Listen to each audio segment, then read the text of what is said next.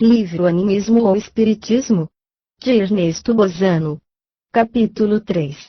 As comunicações mediúnicas entre vivos provam a realidade das comunicações mediúnicas com os defuntos.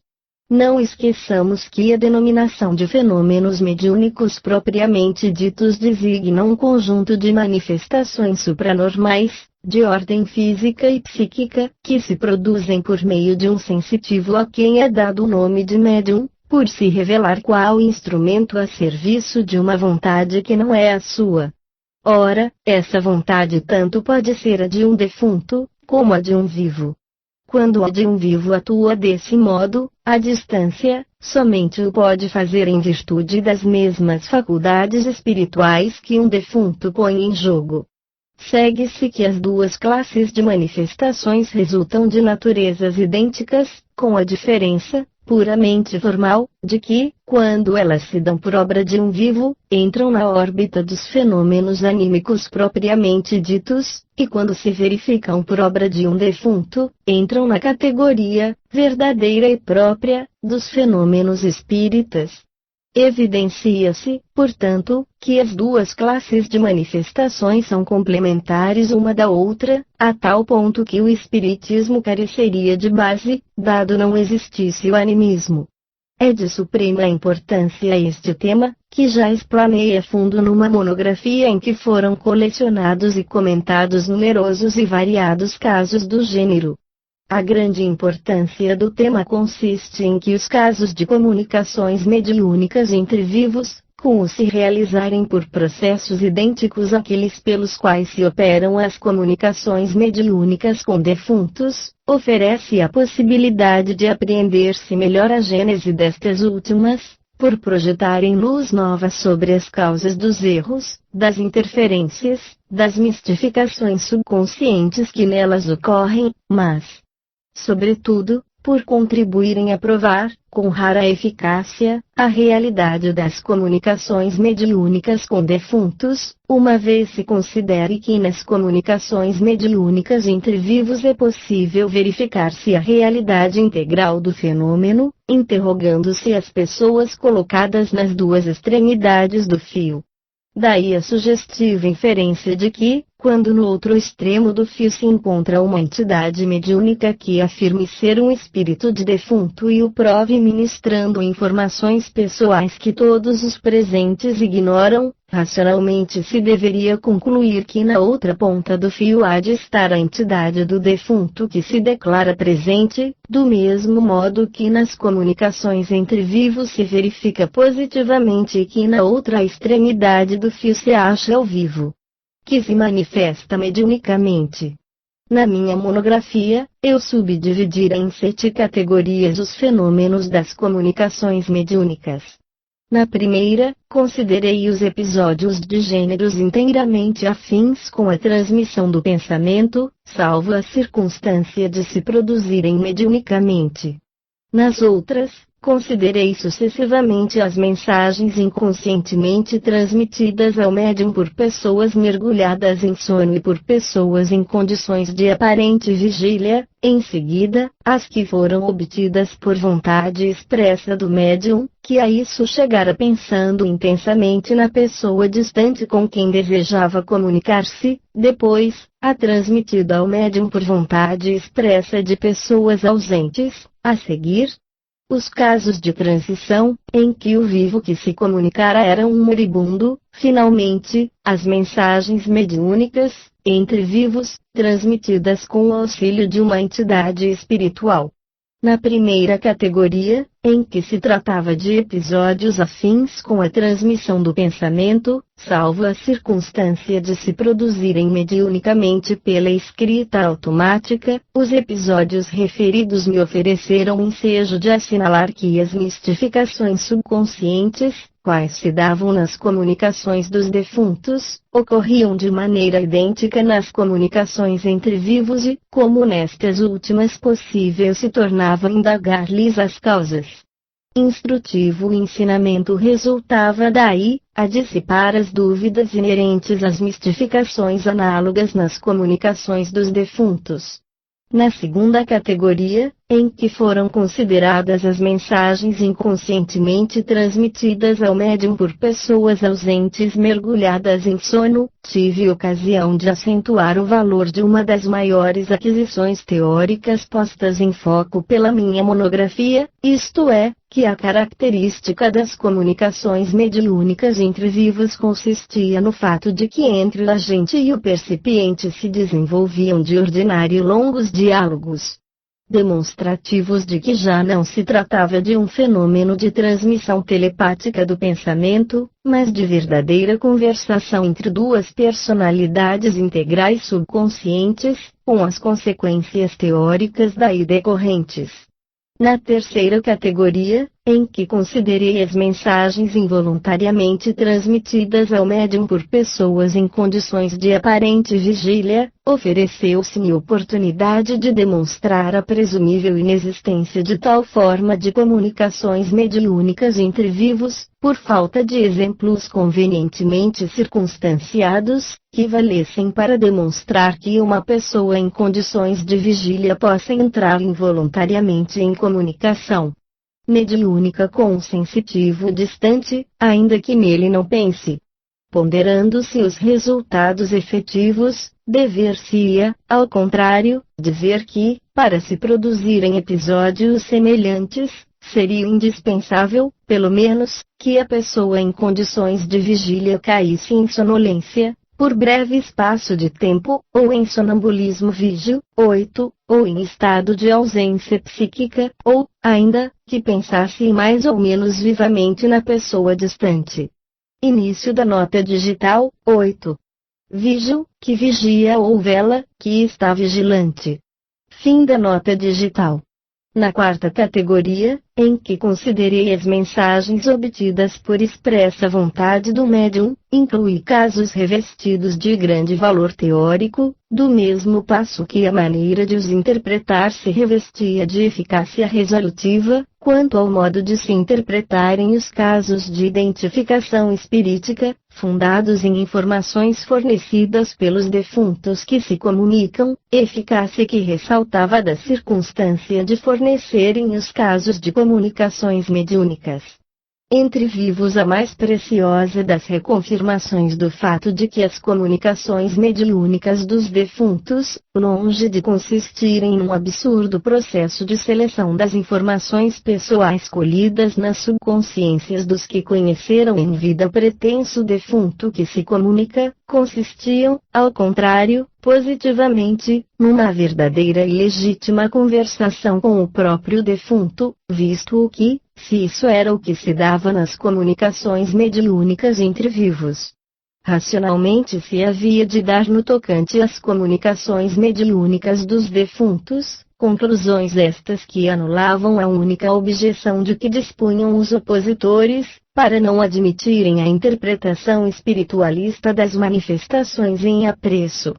Na quinta categoria, referente às mensagens transmitidas ao médium por expressa vontade de uma pessoa ausente, ressaltava, antes de tudo, a raridade das mensagens dessa natureza, quando, ao contrário, as mesmas mensagens, com caráter de espontaneidade, eram muito frequentes, nas condições de sono real ou aparente do agente, revelando-se estes últimos mais importantes do que os primeiros, dado que, no caso de mensagem transmitida ao médium, por vontade expressa de uma pessoa ausente, se tratava estritamente de um fenômeno de transmissão telepático-mediúnica e, portanto, de uma mensagem pura e simples, que jamais tomava o desenvolvimento de um diálogo, enquanto o que, no caso de uma pessoa em sono real ou larvado, as manifestações assumiam com frequência esse caráter.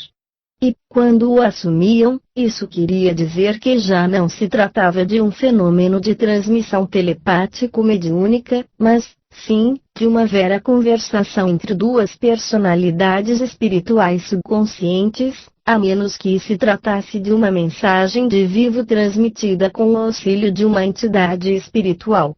Como quer que seja, o significado dos casos pertencentes a esta quinta categoria não deixava, a seu turno, de confirmar a hipótese espirítica, pois que, se a vontade consciente do espírito de um vivo podia atuar, à distância, sobre a mão de um médium psicógrafo, de modo a ditar-lhe o seu pensamento, nada impedia se inferisse que a vontade consciente de um espírito desencarnado chegasse a agir analogamente.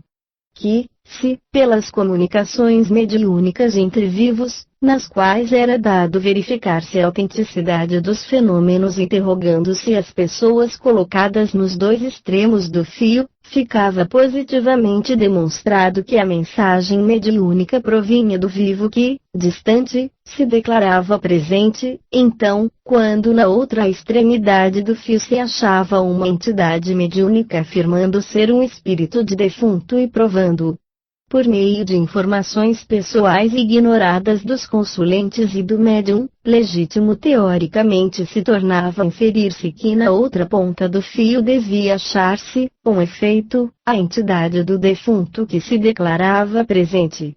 Noutros termos, para ambas as categorias indicadas se haveria de excluir a hipótese das personificações subconscientes, de que tanto se tem abusado até hoje.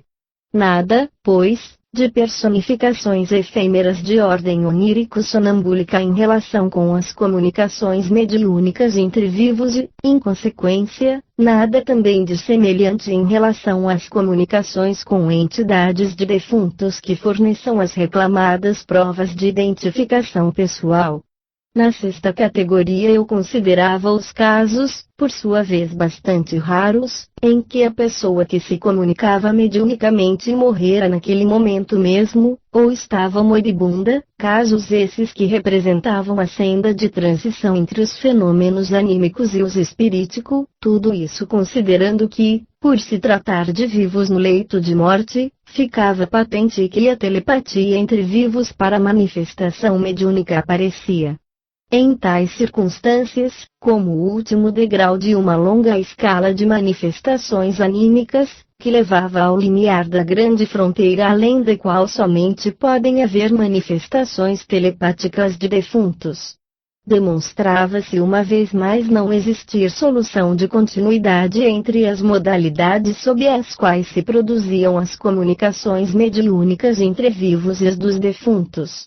Por outras palavras, uma vez mais, era-se conduzido a reconhecer que o animismo prova o espiritismo. Finalmente, na sétima categoria, em que se contemplavam as mensagens entre vivos transmitidas com o auxílio de uma entidade espiritual, entrava-se de velas enfunadas no grande oceano das manifestações transcendentais.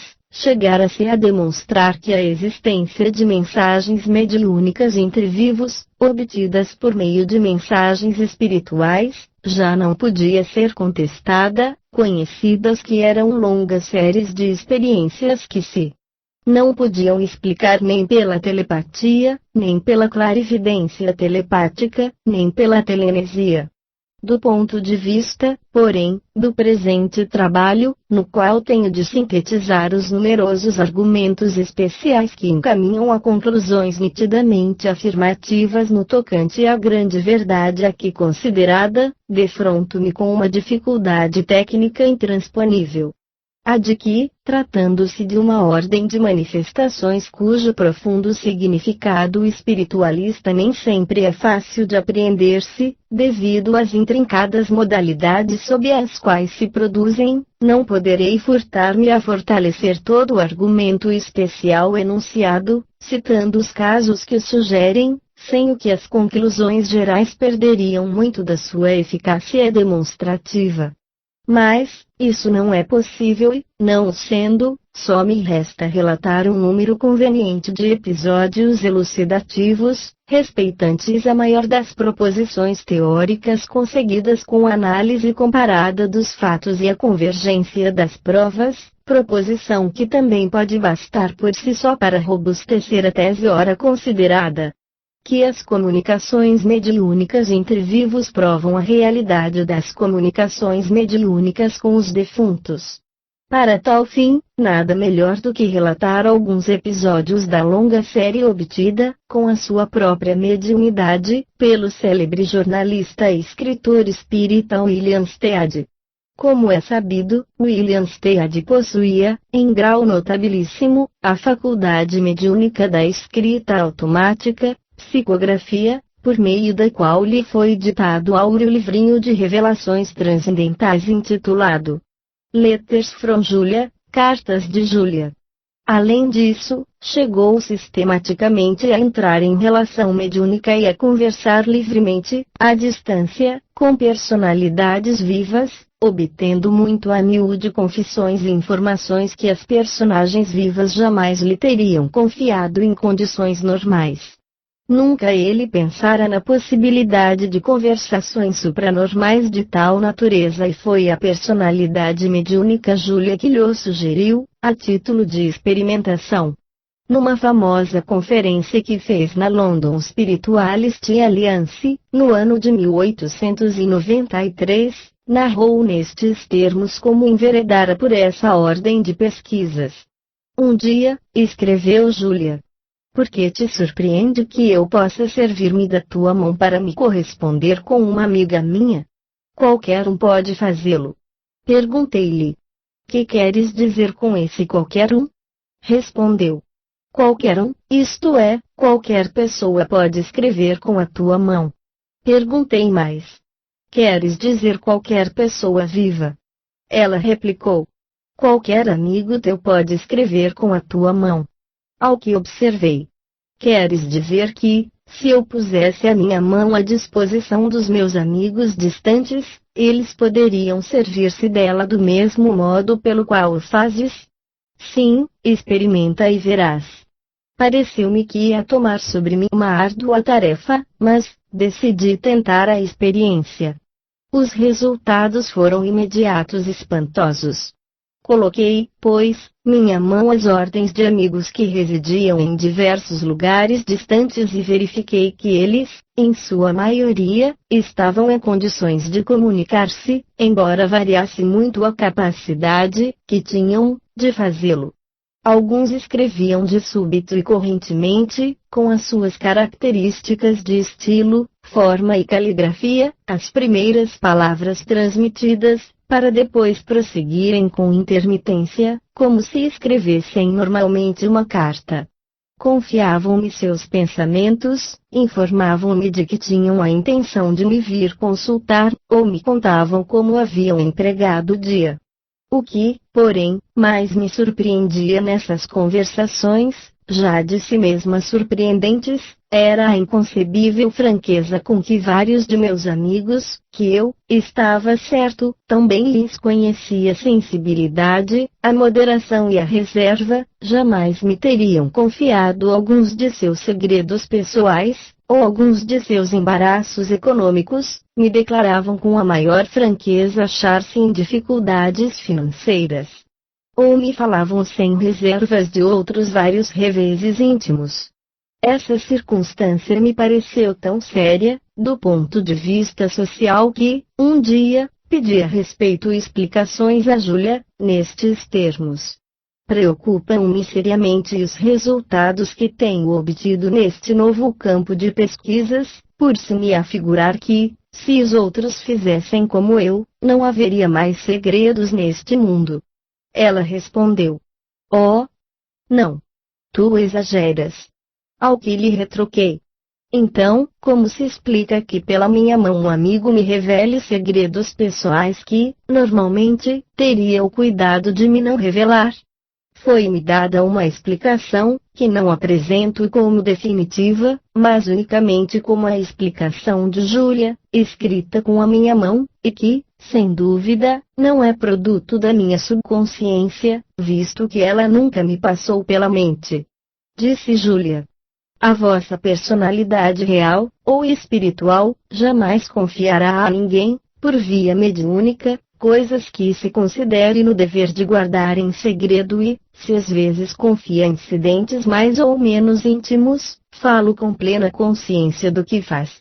A diferença está em que a vossa personalidade real, ou espiritual, pensa e julga de um fato pelo seu valor intrínseco, muito diversamente do modo pelo qual procede a vossa personalidade normal. Perguntei. Que é o que entendes por personalidade real, ou espiritual?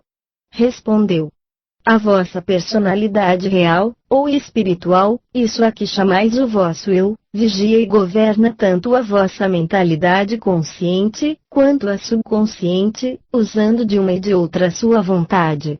A vossa mentalidade consciente se serve das faculdades sensórias para comunicar-se com os seus semelhantes, quando estes se acham ao alcance daquelas faculdades, que, contudo, são muito rudimentares na sua potencialidade.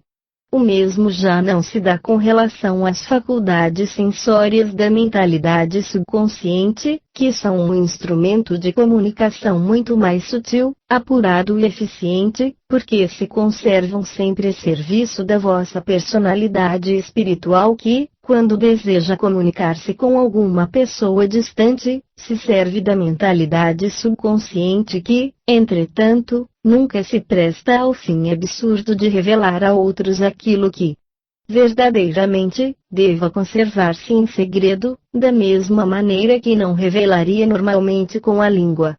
Em suma, a vossa personalidade real, ou espiritual, é a senhora absoluta dos seus instrumentos de comunicação. Perguntei ainda: de que modo se realizam tais comunicações? Resposta: como? Não o compreendes? Os espíritos de todo o universo se acham em contato uns com os outros, de sorte que podes falar com a personalidade espiritual de qualquer pessoa no mundo, sem limites de distância, com a única condição de que a tenhas conhecido pessoalmente. Se podes falar a uma pessoa que encontres, porque já a conheces, também podes conversar com ela, em qualquer parte do mundo onde esteja, convidando-a a escrever com a tua mão. Talvez por se achar ainda imperfeitamente desenvolvida a minha mediunidade, o fato é que não consigo entrar em relação com todos os meus amigos e que noto grande diferença no valor intrínseco das suas comunicações. Assim, por exemplo, alguns há que me comunicam coisas de caráter pessoal com extraordinário cuidado, de maneira que, em 100 afirmações suas, não surge uma só inexata. Em compensação, outros há que aparentemente se manifestam com suas características pessoais e assinam com seus nomes as comunicações, mas que transmitem informações completamente falsas. Nada obstante, a maioria deles demonstra o maior cuidado em transmitir suas notícias, mesmo, porém, nessas circunstâncias, ressalta um fato curioso e aqui, se peço, figuremos um caso, a um amigo de Glasgow notícias da sua inflamação facial, ele me responde com escrupulosa exatidão, ou que vai piorando, ou que seus furúnculos se abriram e que tem o rosto coberto com um cataplasma, subscrevendo as mensagens com sua firma. Entretanto, quando me encontro com o amigo em carne e osso e lhe apresento o seu escrito, ele absolutamente não se recorda de haver conversado comigo. Pedi a Júlia que me elucidasse a esse respeito, formulando nestes termos a minha pergunta. Como se explica que, quando perguntei ao meu amigo como estava da sua inflamação facial, ele me informou do seu estado e não se recorda de se haver comunicado comigo?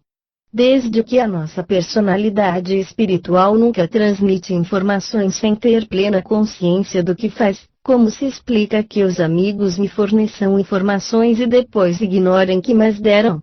Ela respondeu: quando te diriges mediunicamente a um amigo teu, a sua personalidade espiritual responde por meio das faculdades mentais subconscientes, não mais por meio das faculdades conscientes ou cerebrais. E, naturalmente, não cuida de dar a saber à sua mentalidade consciente ou cerebral que ela transmitiu uma informação a quem lhe a pedira, servindo-se das faculdades mentais subconscientes, uma vez que não é necessário que o faça. Se, porém, julgasse conveniente fazê-lo, então o teu amigo se recordaria. Light, 1893. Página 134 a 143.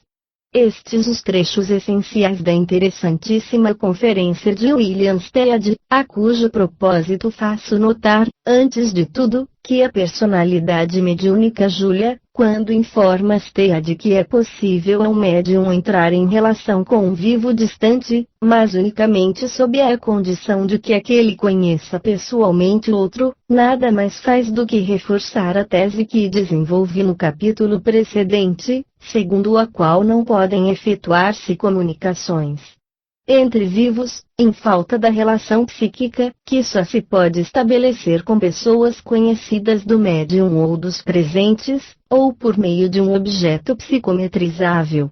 Faço, além disso, ressaltar esta outra afirmação de Júlia.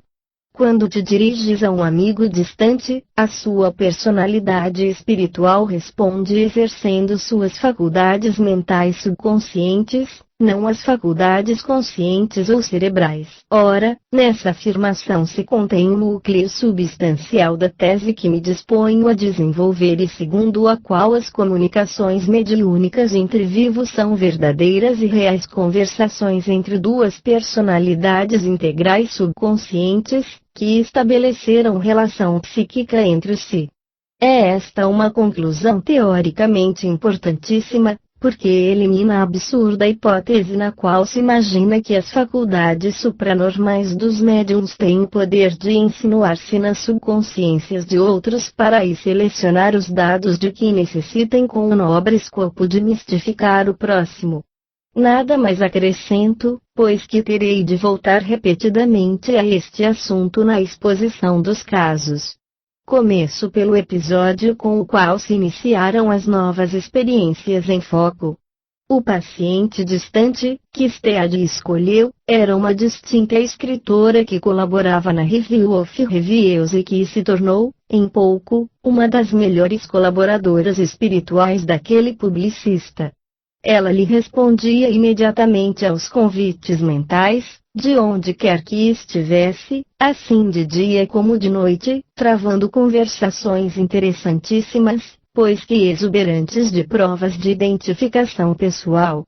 Tomo o incidente registrado por Mears, no volume 9, página 53, dos Proceedings of TSPR.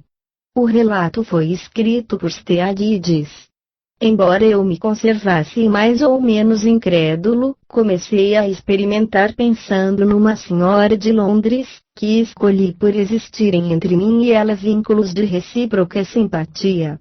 A experiência resultou maravilhosa. Quer dizer, verifiquei que a minha amiga nenhuma dificuldade encontrava para servir-se da minha mão, a fim de me transmitir notícias suas, exprimindo-se com o humor de que no momento se achava possuída. Certa vez, estando ela, a quem chamarei Miss Emers, a ditar uma mensagem, eu a interrompi bruscamente com esta pergunta: é você mesma quem escreve com a minha mão, ou sou eu que converso com a minha subconsciência? A minha mão escreveu. Provar-lhe-ei que sou realmente eu quem escreve. Neste momento estou sentada diante da minha secretária e tenho nas mãos um objeto que amanhã lhe levarei ao escritório. Será um como presente que terá de aceitar de mim. É a figura de uma velha carda. Respondi. Como? Uma velha carda? Sim, uma velha carda, com efeito. Representa uma grata recordação da minha vida e é por isso que a tenho em muita estima. Levar-lhe-ei amanhã e lhe explicarei melhor tudo isso de viva voz. Conto que aceitará.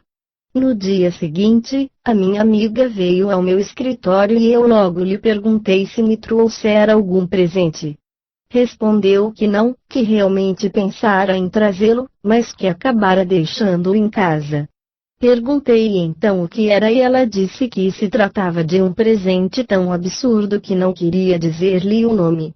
Como eu insistisse, explicou que se tratava de um pedaço de sabão.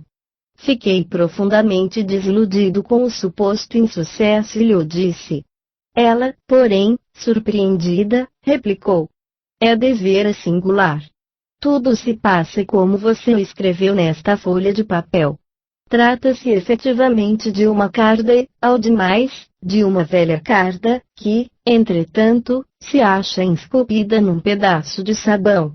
Trazê-la-ei amanhã. Não sei se sabe que a carda ocupa uma importante parte das recordações da minha vida. E passou a narrar o incidente pessoal que correspondia a essa afirmativa. No dia seguinte, levou-me o pedaço de sabão, sobre o qual se percebe impressa, de fato, a imagem de uma velha carda. Mears confirma-se o exposto. Foi-me narrado o incidente pessoal a que diz respeito à imagem de uma velha carda, narrativa donde ressalta que a referida imagem gravada no pedaço de sabão é que conferia ao objeto todo o seu significado. Miss Emers pensara em levá-lo de presente a Stead, antes que a mão deste último escrevesse tal pormenor e provavelmente o pensou no instante exato em que Stead o escreveu. No caso, o incidente de identificação, tentada para provar a Stead que não se tratava de uma mistificação da sua subconsciência, mas de uma conversação real com a personalidade espiritual de Miss Emers, parece apropriado ao objetivado fim, porquanto o presente prometido a título de prova consistia numa coisa efetivamente excepcional, de modo a não se poder explicar o fato com a hipótese habitual das coincidências fortuitas. Manifesto, com efeito, se faz que a imagem de uma antiga carta gravada num pedaço de sabão não é de certo um objeto que se costume dar de presente. Observo ao demais que, no incidente com que me ocupo, como noutros ocorridos com a mesma sensitiva, esta teria aparentemente entrado em relação mediúnica com Stead, durante o estado de vigília, o que, porém, não significa que o incidente se haja desenvolvido exatamente assim. Não significa, antes de tudo, porque, em nenhuma das experiências em questão havia testemunhas que pudessem afirmar que a sensitiva, no momento, não se achasse adormecida, depois, porque, ainda quando existissem tais testemunhas, não teriam grande valor, visto que uma pessoa pode muito bem passar e permanecer algum tempo em condições de sonambulismo vígil, sem que os presentes se apercebam do fato e sem que a própria pessoa o perceba. Tudo isto é teoricamente importante e voltarei ao tema quando tiver ensejo de aludir a um caso recente do mesmo gênero, em que o paciente, à distância e inconsciente, se achava, na aparência, em estado de vigília, caso continuamente citado pelos opositores, para demonstrarem que os médiuns tiram tudo o que queiram das subconsciências de outros e chegam, desse modo, a mistificar o próximo, como se personificassem entidades de defuntos. Caso Sewell Gordon Davis. Repito, pois, mais uma vez, que o ensinamento teórico a extrair-se do episódio exposto, e que será amplamente corroborado pelos que se seguirão, consiste na prova manifesta e indubitável de que, nas comunicações mediúnicas entre vivos, se trata de verdadeiras e legítimas conversações entre duas personalidades integrais subconscientes, transmitidas à personalidade consciente do médium, por meio da escrita automática. Do mesmo passo, evidente também resulta que os médiuns nada tiram, nem selecionam e que, por conseguinte, a hipótese tão cara aos opositores é destituída de qualquer fundamento experimental. Cumpre-se tenha muito em vista o ensinamento acima apontado, pois que, do fato positivamente averiguado de que as comunicações mediúnicas entre vivos são verdadeiras conversações entre duas personalidades integrais subconscientes, decorre que essas comunicações se transformam em provas resolutivas de identificação pessoal dos vivos que se comunicam e, por sua vez, corroboram, com igual eficácia, as manifestações análogas por meio das quais se obtém as provas de identificação pessoal dos defuntos. Entretanto, se, ao contrário, se fantasiar, com os opositores, que, nas comunicações mediúnicas entre vivos, os médiuns tiram das subconsciências dos mesmos vivos todas as informações que fornecem sobre a existência privada deles, dever-se-ia, em tal caso, argumentar no mesmo sentido com relação a grande parte das comunicações mediúnicas com os defuntos, considerando-as um noticiário de fatos tomados pelos médiuns, as subconsciências de terceiros, o que tornaria teoricamente mais difícil a demonstração rigorosamente científica das provas de identificação espirítica.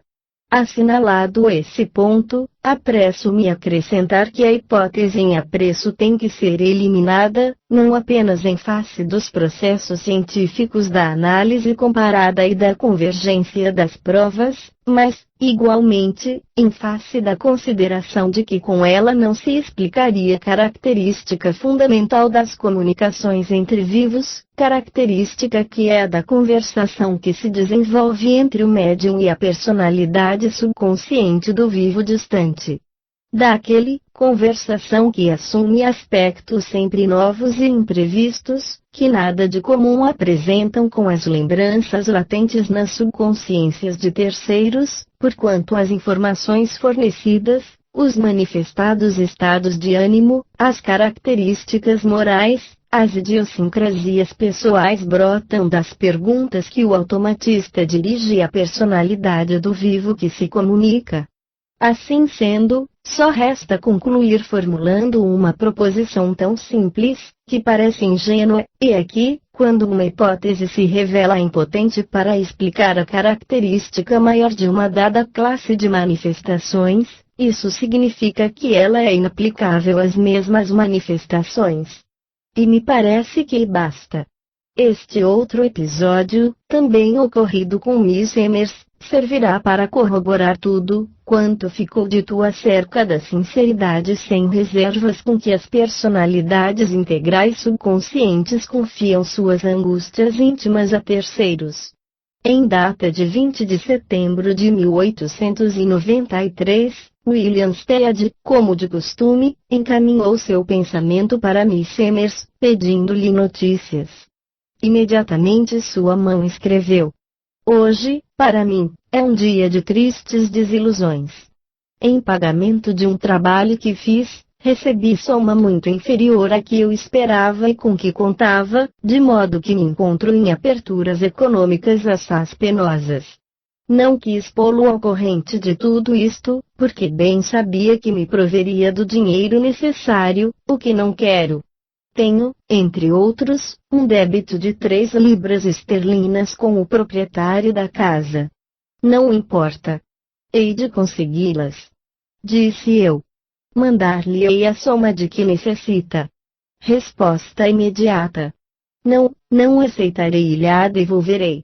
Tenho a minha altivez e não quero parecer uma colaboradora mercenária. No dia seguinte mandei a Miss Emers uma pessoa que gozava de toda a sua confiança e vinha saber que ela, efetivamente, se achava nas dificuldades econômicas de que me informara mediunicamente. Quando, porém, soube por que meio fora informado de seus embaraços econômicos, ficou extremamente desgostosa. Proceedings, volume 9, página 54.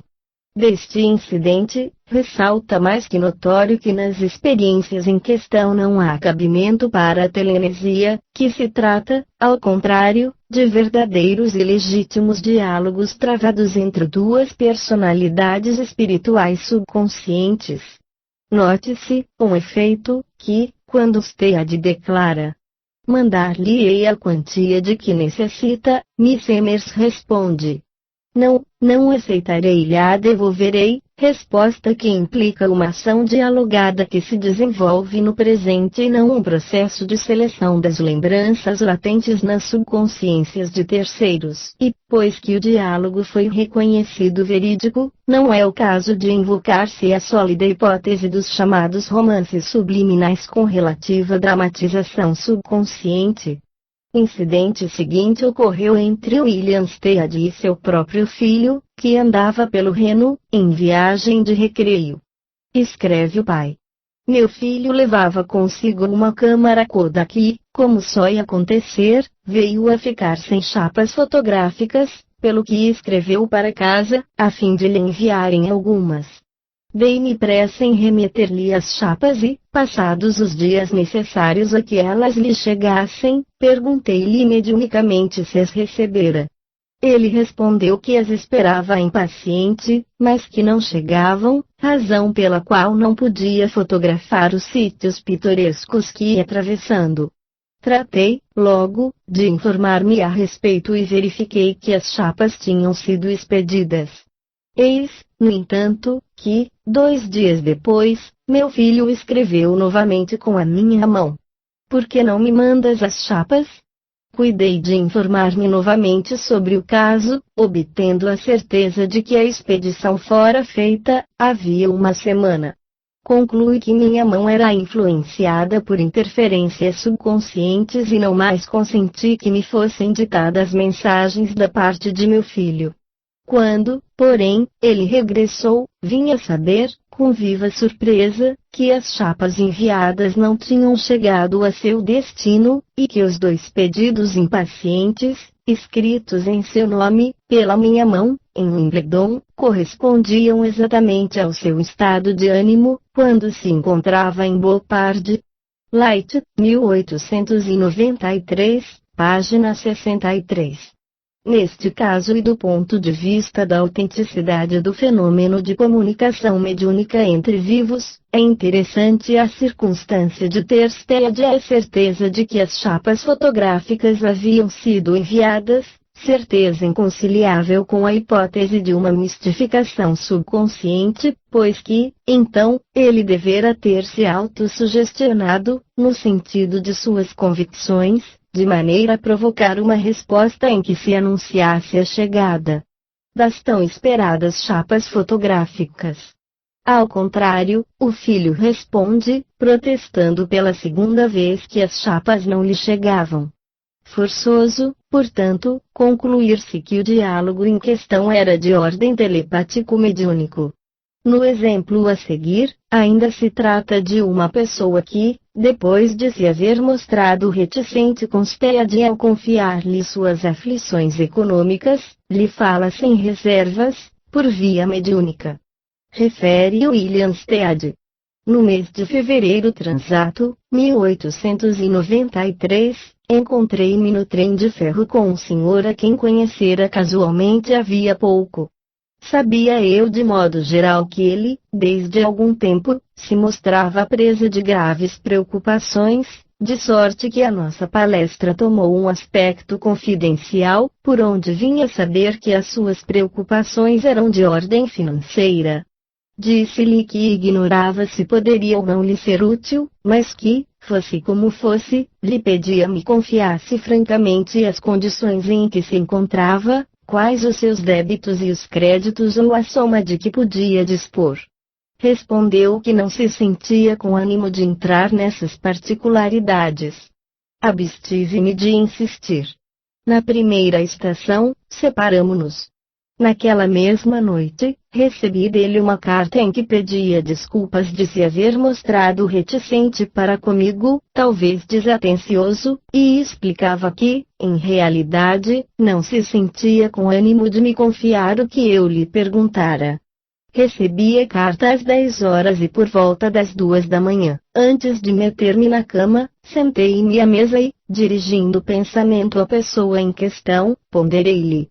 Não tivestes a força moral de declarar-me face a face quais eram as vossas condições financeiras, mas, agora, podeis confiar-me tudo, escrevendo com a minha mão. Dizei-me, pois, como vos encontrais. Quanto deveis? Veio a resposta. Os meus débitos montam a 90 libras esterlinas. Havendo perguntado se era exata a soma escrita, repetiu com todas as letras. 90 libras esterlinas. Perguntei. É tudo?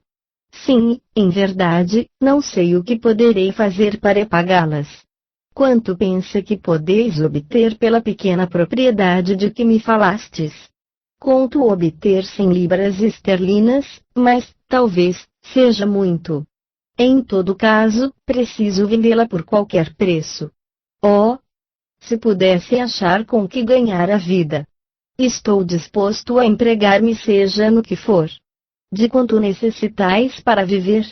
Não creio que possa viver com menos de 200 libras esterlinas por ano, pois não sou só.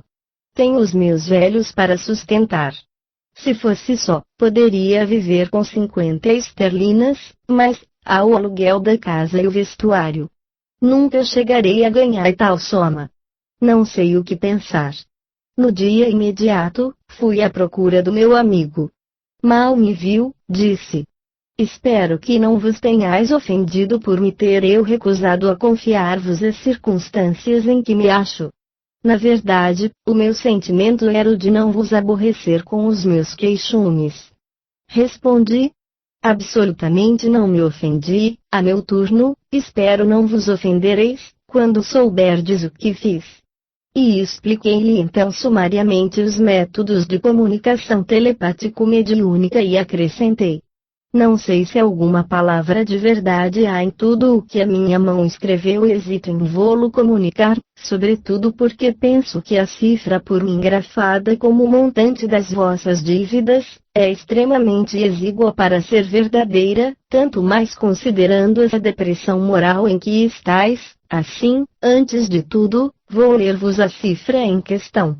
Se for exata, darei a conhecer o resto; se estiver errada, considerarei tudo como fruto de uma mistificação subconsciente, em que a vossa personalidade não entrou por coisa alguma. Ele parecia interessado, embora incrédulo. Prossegui assim: antes que eu leia a mensagem, é preciso que façais mentalmente o cálculo do montante total das vossas dívidas, bem como da soma que esperais obter da venda da vossa propriedade, depois, o da soma que vos é necessária anualmente para vos manterdes com a vossa família e, por fim, o da soma com que poderíeis viver se fosseis só. Ele se concentrou um momento e disse: já pensei em tudo isso. Saquei então da mensagem e li: o montante das vossas dívidas é de 90 libras esterlinas. Ele deu um salto e exclamou: exato. Entretanto, 100 esterlinas foi a quantia em que pensei, porque incluí o dinheiro necessário das despesas correntes. Continuei: uma vez que está exato o montante do que deveis, prossigo na minha leitura. Esperais obter 100 libras esterlinas pela vossa propriedade? Sim, respondeu, é precisamente essa cifra em que pensei, se bem haja hesitado em declará-la, por me parecer exagerada. Haveis-me informado de que, com os vossos encargos atuais, não podereis viver com menos de 200 libras esterlinas por ano. Exatíssima, o disse, assim é, de fato. Acrescentastes, porém, que, se fosseis só poderíeis viver com 50 libras. Ora bem, eu pensara neste momento em 1 libra por semana. Segue-se, portanto, que a minha mão transcreveu com exatidão o pensamento de uma pessoa do meu conhecimento, distante de mim muitas milhas, poucas horas depois de me haver essa mesma pessoa escrito, desculpando-se de não ter tido a coragem de me confiar as informações que lhe eu solicitara. Mears pediu a Stead que lhe obtivesse o testemunho do seu amigo, a fim de depô-lo nos arquivos da Society for Psychical Research, no interesse das pesquisas psíquicas. Stead lhe o proporcionou. Mears o publicou em Os Proceedings, volume 9, página 57, suprimindo o nome da testemunha, mas declarando que o mostraria particularmente a quem o desejasse. É esta a carta do amigo de Stead.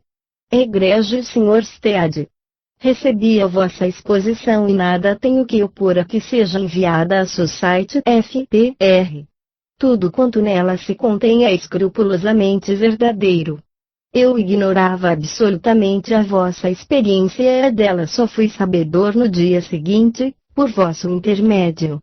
O resultado da dita experiência produziu em mim grande impressão, porquanto eu sabia perfeitamente que não podíeis ter conhecimento algum dos meus negócios, nem do montante das minhas dívidas, nem do valor da minha propriedade e dos meus projetos de vida. Assinado, E. J.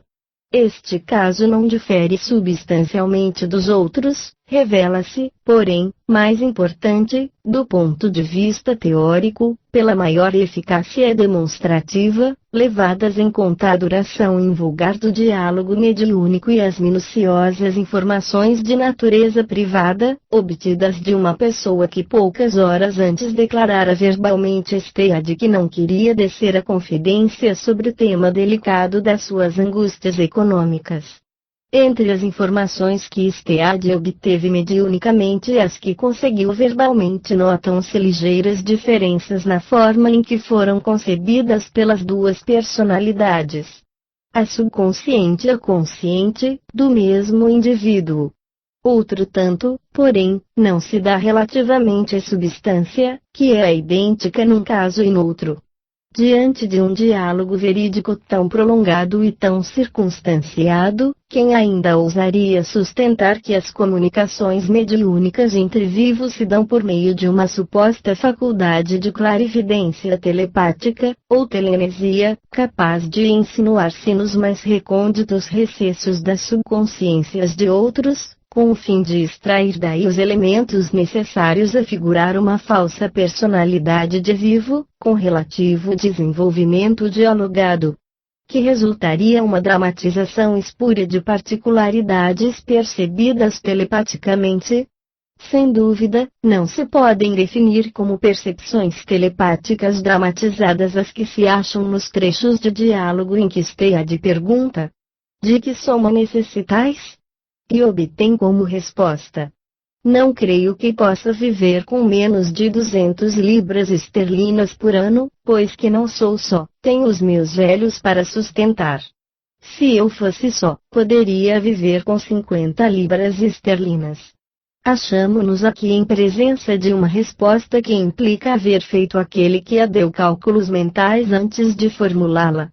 Assim sendo, é claro que esses cálculos não podiam ser extraídos da sua subconsciência, visto que se originaram de uma pergunta especial que lhe foi dirigida naquele mesmo instante. Creio que não se me faz mister acrescentar coisa alguma. É positivo que a explicação racional dos diálogos em apreço ressalta a evidente das modalidades sob as quais eles se desenvolvem, e essa explicação consiste em que se trata de duas personalidades espirituais conversando entre si. Segue-se que, se tem de excluir as hipóteses da clarividência telepática e da telenesia, por impotentes para explicar as manifestações dos vivos, com mais forte razão deverão ser excluídas quando se cogite de explicar as manifestações dos defuntos, desde que as informações necessárias a representar a falsa personalidade de um trespassado teriam de extrair-se das subconsciências de indivíduos desconhecidos do médium e se achariam, ao demais, espalhados um pouco por toda parte do mundo.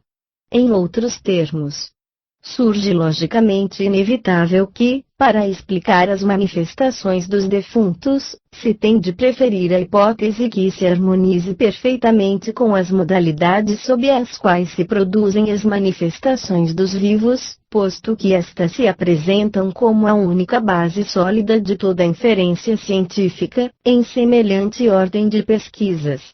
Nessas condições, dever-se-á dizer que, assim como nas manifestações dos vivos são os próprios vivos que comunicam aos médiuns, ou por meio destes, os dados pessoais adequados a identificá-los, também, nos casos das manifestações dos defuntos, são os próprios defuntos que comunicam aos médiuns, ou por meio destes, as informações pessoais apropriadas a identificá-los.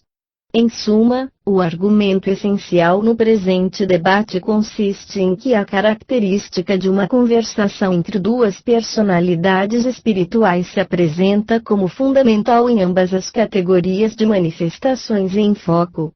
Ora, se essa característica corresponde a um fato cientificamente averiguado, no caso das manifestações dos vivos, não é possível se deixe de concluir que também corresponde a um fato igualmente real e verificado, no caso das manifestações dos defuntos. Isto, bem entendido, sempre sob a condição de que as informações obtidas em ambos os casos sejam verídicas, assim como ignoradas de todos os presentes. De tudo quanto acabo de expor, decorre que a hipótese adversa tem de ser excluída, porque não corresponde às modalidades sob as quais os fatos se produzem. Outras importantes circunstâncias existem, a ser aduzidas em reforço das considerações expostas. Dessas circunstâncias falarei na síntese conclusiva do presente capítulo, por serem de ordem geral. De um longo artigo que William Stead publicou em o número de janeiro de 1909, da citada The Review of Reviews, transcrevo o episódio seguinte. Uma senhora de minha amizade, tratava-se de Miss Emers, que, longe de mim, escreve com a minha mão ainda mais facilmente do que com a sua própria mão, passar o fim da semana em Alsmere, aldeia situada a 30 milhas de Londres.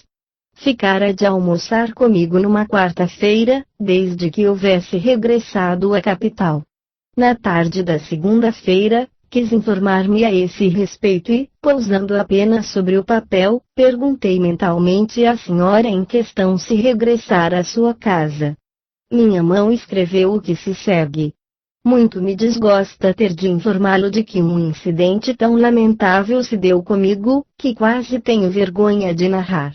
Eu partira de Alsmere às 2h27 da tarde, num vagão de segunda classe, onde se achavam outras 2 senhoras e um homem. Chegados à estação de Godalming, as senhoras desceram e fiquei a sós com o viajante. Ele se levantou e veio sentar-se ao meu lado. Espantei-me e repeli.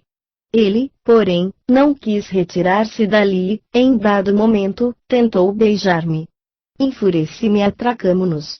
Durante a luta apoderei-me do seu guarda-chuva e lhe apliquei com estes repetidos golpes.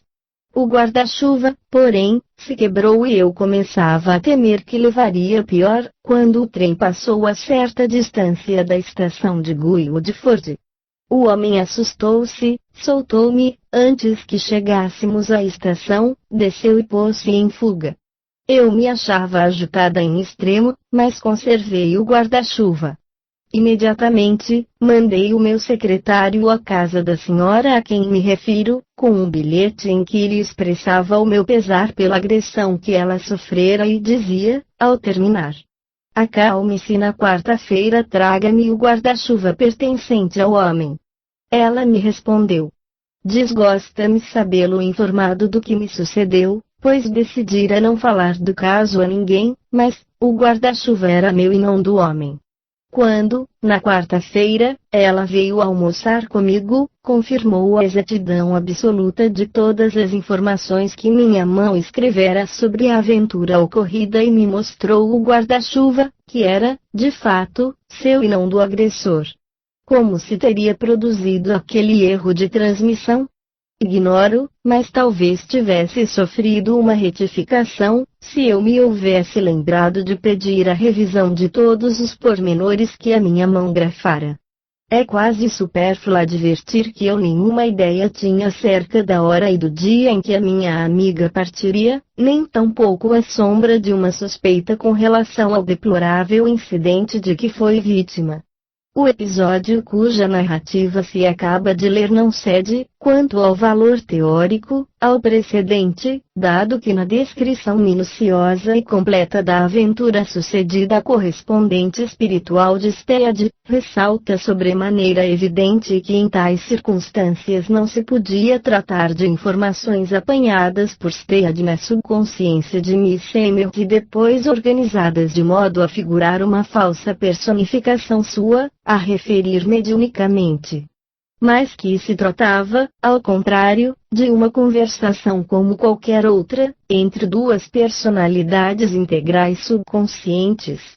O erro de transmissão que curiosamente se interpolou a tantos pormenores verídicos, em nada diminui a importância teórica do fato e é, provavelmente, resultado de uma fugaz interferência subconsciente. faz-se mister não esquecer que o estado de receptividade mediúnica é uma condição passiva e eminentemente instável do espírito, condição essa afim, por sua natureza, com outra condição também passiva e eminentemente instável do mesmo espírito. O estado onírico, ou seja, o reino dos sonhos. Daí a extrema facilidade com que, nas comunicações mediúnicas, quer de vivos, quer de defuntos, se interpõem elementos de sonho. Quando se trata de comunicações com defuntos, esses elementos de sonho, que se vêm interpor as informações verídicas, constituíram sempre o grande obstáculo a que numerosos pesquisadores aderissem à hipótese espirítica. É que, para muitos deles, uma autêntica personalidade de defunto não deveria nunca se enganar, ao referir algumas particularidades de destaque da sua existência terrena. Essa afirmação, aparentemente racional e incontestável, é, na realidade, completamente errada, por não levar em conta as imperfeições inerentes ao instrumento onírico subconsciente do qual se servem os defuntos para comunicar-se com os vivos, instrumento que exige uma passividade absoluta da mentalidade do médium, passividade em perpétua condição de equilíbrio instável, com frequentes infrações e irrupções. Ora oníricas, ora sonambúlicas, ora autossugestivas, às quais se devem imputar os erros, as contradições e as imperfeições que se notam em muitas comunicações dos defuntos. Deste ponto de vista, os erros, idênticos em tudo, que se encontram nas comunicações com os vivos se revelam literalmente preciosos pela sua eloquência demonstrativa da tese sustentada. De sorte que, tendo-se em vista o caso exposto, se deverá inferir que, assim como o erro interposto a tantos pormenores verídicos não impede que o conjunto orgânico dos mesmos pormenores lhe demonstre a origem extrínseca, ou, mais precisamente, a natureza de manifestação mediúnica de um vivo, também os ditos erros, quando ocorrem nos casos de identificação espirítica, não podem impedir que o conjunto orgânico das informações verídicas que sejam ministradas demonstre a origem extrínseca das mesmas informações, ou, com maior precisão, a sua natureza de manifestações mediúnicas de defuntos. O tema se mostra teoricamente muito importante e faz necessário se considerem outros erros de transmissão ocorridos nas experiências em questão. Stadius refere na sua revista e os colecionou num trabalho que inseriu nos Proceedings of T.S.P.R., volume 9, páginas 56 e 57. Narra Stead. Contudo, houve 2 ou 3 circunstâncias em que, nas comunicações, se interpolaram curiosos erros, com referência aos pormenores. Tão importantes são eles, quanto as mensagens transmitidas corretamente. Um, que se deu com Miss Emers, foi o de ter afirmado que estivera a passear em Regent's Park, quando, em realidade, não saíra de casa. Não sei explicar como se há podido produzir essa falsa transmissão. Penso, no entanto, que tenha havido de minha parte a suposição de que ela tivesse ido àquele parque. Mas, mesmo que assim fosse, restaria sempre positivado que se dera uma transmissão falsa. Noutra ocasião, um erro muito mais relevante se produziu. Achava-me eu em Redcar e minha mãe transcreveu uma conversação que Miss Emers teria tido com uma pessoa que ela nomeava. Tratar-se-ia de uma entrevista que degenerara em disputa e me foi transmitida parte do diálogo vivíssimo que se travara. Quando me encontrei com Miss Emers, comparamos as notas que ambos tomáramos e eu com surpresa verifiquei que, conquanto Miss Emers se tivesse avistado naquele dia com a pessoa cujo nome ela declinara, a entrevista que degenerara em disputa absolutamente não lhe dizia respeito, nem a pessoa por ela visitada, mas a uma amiga sua e a outro interlocutor. Acontece, porém, que a amiga de Missemer já procurara para lhe contar com viva emoção o doloroso incidente que se dera e minha mãe transcrevera a narrativa, exagerando-lhe a importância isso a uma distância de 350 milhas. Eu não conhecia pessoalmente a amiga de Missemer, de sorte que esta última ficou profundamente estupefata ao ver que a disputa de sua amiga fora transmitida em seu próprio nome, interpolada no relato genuíno de uma conversação sua com outra pessoa de negócio. Esta é a exposição de Stead.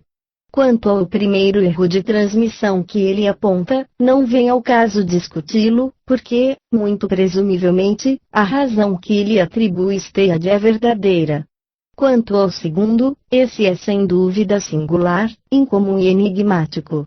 De todo modo, lembra muito de perto um outro verificado nas experiências do príncipe Wittgenstein, referido no caso 10 da minha monografia sobre comunicações mediúnicas entre vivos, onde se assinala que esse príncipe, desejando entrar em relação com a sua correspondente espiritual de costume, orientara o pensamento para o domicílio dela, mas, como a senhora estivesse ausente na sua casa dormia uma sua irmã. Aconteceu que o príncipe, por efeito da afinidade fluídica existente entre as duas irmãs, se pôs em relação psíquica com a que coabitava no mesmo ambiente. Daí vem que esta última narrou ao príncipe um incidente que com ela se dera num baile. Como, porém, o príncipe queria estar em relação com a pessoa que lhe era conhecida, produziu-se uma interferência por autossugestão, que levou a mão do sensitivo a afirmar erroneamente a mensagem com o nome daquela que se achava ausente.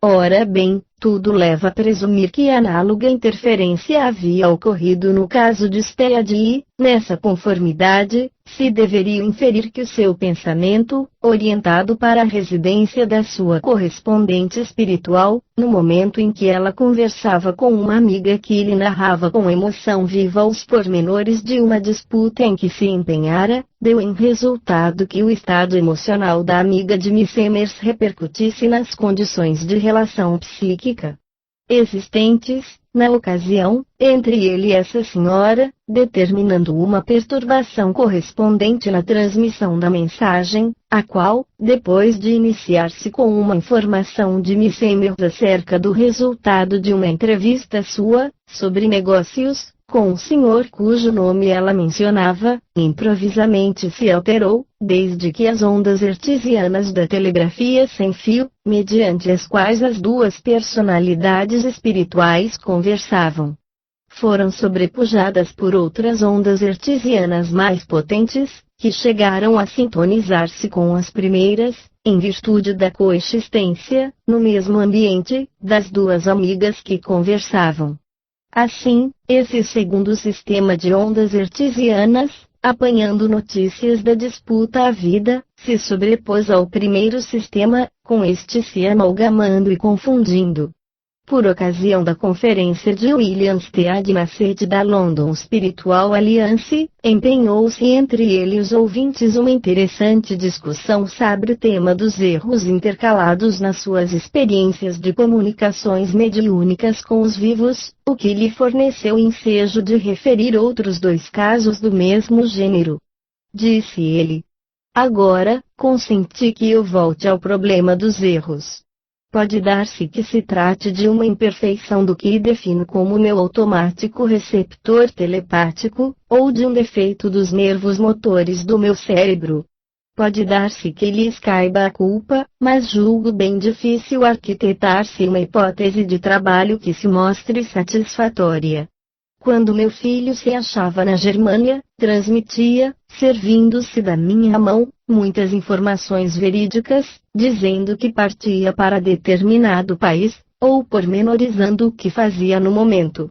Mas, em meio da mensagem me falava, por exemplo, de um domingo horrivelmente chuvoso durante o qual, obrigado a permanecer em casa, nada tinha para ler, afora uma bíblia tedesca, o que o levava a lamentar não haver levado bons livros consigo.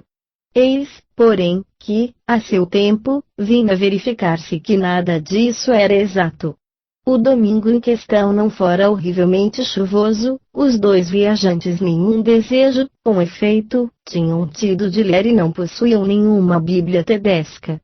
Neste incidente, dir-se-ia que a interferência do elemento onírico subconsciente se tenha produzido em consequência de um autêntico domingo horrivelmente chuvoso na localidade em que Stead se encontrava, circunstância agravada por achar-se ele em lugar desprovido de livros com que distraísse o seu tédio.